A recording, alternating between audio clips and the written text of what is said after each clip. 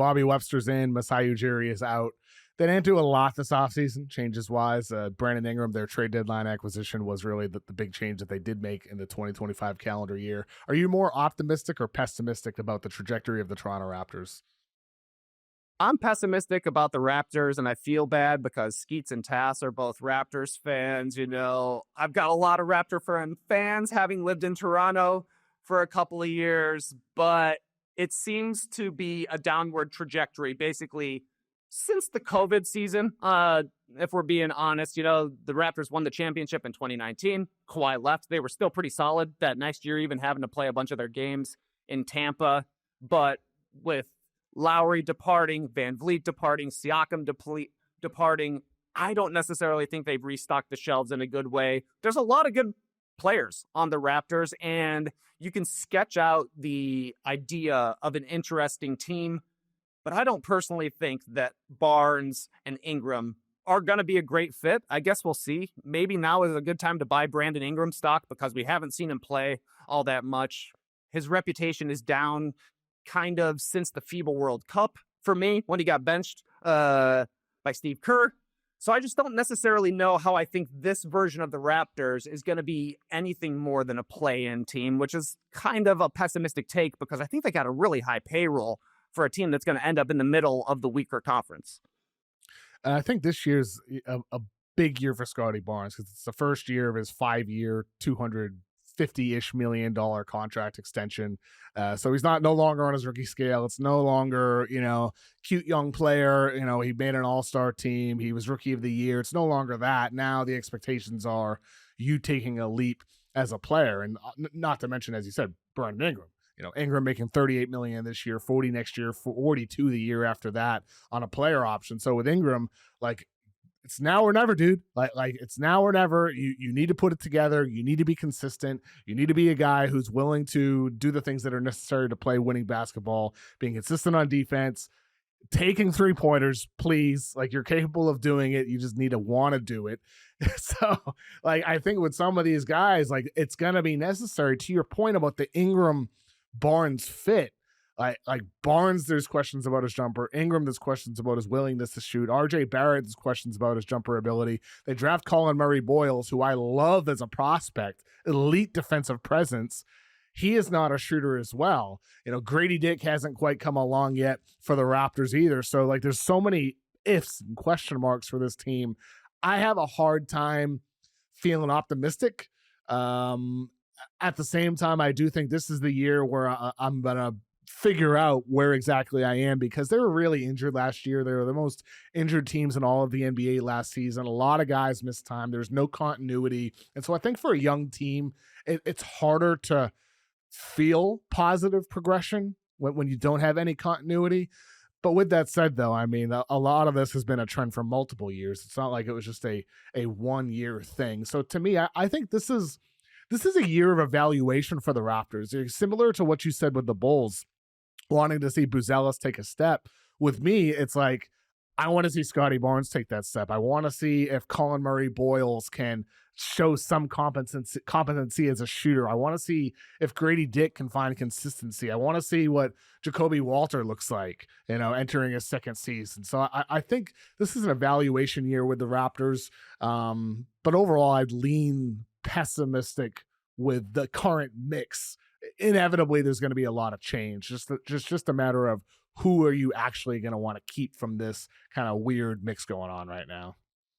They are kind of similar to the Bulls in that there's a lot of players that you're like, oh, that guy's interesting, but you mix them all together and it doesn't seem to make sense, which makes for weird times at the trade deadline when these are the hottest names out there. And you're like, wait a second, if everybody wants these guys, how come they're so bad when they're all together? But another name that I don't think either of us mentioned is Immanuel Quickley. And that's a huge question mark to me. They paid him right away after the trade with the Knicks when Barrett came over as well. And he's been banged up basically since. He's going to be a huge piece for them as the guy who figures out who's going to be getting the ball. He's going to need to hit some catch and shoot jumpers because I think you're going to see a lot of ball handling from Barnes and from Ingram. Both of those guys, like you're saying, we know you can shoot a 3. Are you going to want to take 3s? It's just a weird mix of players, most of whom need the ball in their hands to be successful. sometimes teams can make that work. Usually that is when we're talking about the best of the best players figuring out a way to work together. If it's one-time all-stars competing for touches, I don't know if it works the same way, but this is definitely a year where the Raptors need their big dollar players on the court, because like you're saying, last year, everybody was banged up. They never even got Ingram on the court. He had the longest recovery from a sprained ankle in NBA history, I have to believe. So this year, they need Quickley to play, they need Barnes to stay healthy, and they need Ingram out there just so that they can see what sort of a team this can be going forward. All right, the Blazers, last year they drafted Donovan Clingan, their center in the top 5. This year they drafted Hansen, shocked everybody, taking the Chinese center in the middle of the first round. They also have Robert Williams, Time Lord, on the roster. I'm curious, do you think there's any possibility in today's modern NBA style for a team to reach great heights with 2 non-shooting bigs? Like, is there a chance for the Blazers to be good, like bringing back like the Twin Towers style with neither of their bigs needing to be able to shoot threes? I guess it's worth a shot, just because we've seen some teams have success during the playoffs playing double big lineups. You know, the Rockets most notably with Steven Adams, who's maybe the biggest non-shooter in the NBA, just crushing the glass. I think that can work for periods of time. I think ultimately you're going to have some offensive skill from your front court positions. The thing that's going against the Blazers, I think there's really 2. Number one, they're in the Western Conference. So even if they have a successful year, you have to imagine a team like the Spurs, who finished right near them in the standings, are taking a step forward, not to mention all the teams that were ahead of both Portland and San Antonio. Number 2, like, is Denny Avdija their best player? He might be. He had a really good year for him last year, playing both sides of the ball, awesome in transition, drawing fouls, scoring, creating for others. But if Denny Avdija is the best player on your team in the Western Conference, that just puts you behind the 8 ball when it comes to comparing talent with every other team that they're going to have to surpass in order to have a successful season, which to me is like making a run at the play-in. I think their goal should be to be like a 7 or 8 seed. And I think that's asking a lot from the Blazers just because they are early in their development cycle. I think they still got a lot of old guys around. Jeremy Grant still hanging out in Portland. Doesn't seem like a huge piece of their future. This year is about trying to get some playoff-like atmosphere in Portland and hopefully seeing a serious step forward from Scoot Henderson. Yeah, they win 36 games last year, and you know the West should be even better this year. To your point about some of those young teams improving, and I think the Blazers could be competitive, but what does being competitive in the West mean? Like you can be competitive and still be like the 14th seed in the conference, and so I think with the Blazers, I would say they're probably, at least in my book, they're going to be league pass darlings because I just love so many of their players. I love watching Toumani Camara on defense. I love watching Denny Avdija bring the ball up the floor as a 6'8", 6'9" guy. I can't wait to see what Yang Hansen looks like over the duration of a full season. There's just so many guys. I even like watching Matisse Thybulle. Like if he plays 10 minutes per game, I know I'm going to like watching Matisse Thybulle play defense. So, you know, there's a lot of guys I like watching. And then there's a lot of guys that are interesting. Like, is Scoot Henderson going to take a leap, as you said? Is Shaedon Sharpe going to find consistency as a scorer? Is he going to take a leap? There's a lot of questions about this team that are interesting as well. But I think, you know, where you and I differ with them, Trey, is you mentioned the goal should be kind of like trying to get playoff experience, 7-8. I think the goal should be lotto again. It's like, I want to be in the lottery again if I'm the Blazers, because I think their team has a lot of good talent, a lot of players that could potentially be championship caliber role players, but I don't think they have the guy yet. I don't think they have the guy to lead a championship team yet. And that's in part because Scoot Henderson is looking more like, you know, really good player potentially, but not all-star type of player. And so this year's draft class in 2026 likely, you know, maybe has that guy AJ Dibonsa at BYU, Darren Peterson, point guard at Kansas, or Boozer, who you mentioned earlier, going to Duke. there's some guys that could be this star of a championship team. And so to me, I think that's going to be the number one priority for the Blazers is be competitive, but don't make the play-in. Don't make the play-in. I want to be in the lottery.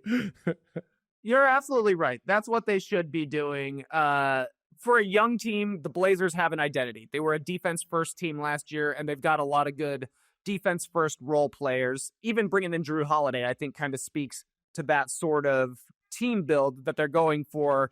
But since Scoot hasn't panned out the way the Blazers assumed he would when they drafted him third, you're right that they are missing the big centerpiece for their team that's really going to drive things, especially on the offensive side of the court. But they're not trying to lose, KOC. They're pointing upwards. They had their down period at the end of the Damian Lillard tenure there, the end of his era, when he was, missing about half the season, and they were trying to get high in the draft lottery. It worked out. They got the third pick. The third pick just hasn't turned out as perfectly as it can be. So would it benefit them to be in the lottery again? Absolutely. And maybe they get the best of both worlds. We've seen that happen recently where you finish 8th to 10th in lottery odds and somehow you get bumped up to the number one spot. I do like watching the Blazers as well. They've got a great broadcast. They're a fun team to watch for the West Coast games. But I can't totally endorse saying these guys need to suck this year. They're trying to win. They got young guys, even though they do still have old guys. Yeah, they have old guys and young guys. But look, yeah, I'm not saying they need to be a 19-win team. But even if they have the 8th best odds, like that's a 35-ish win team similar to last season. I almost don't think like the Mavericks, they win 39 games last year. They move up to number 1. You can be close to average and still be in the top 10, top 11 odds because of the Western Conference being as stacked as it is. So I think with the Blazers, I just don't want to make the playoffs this year.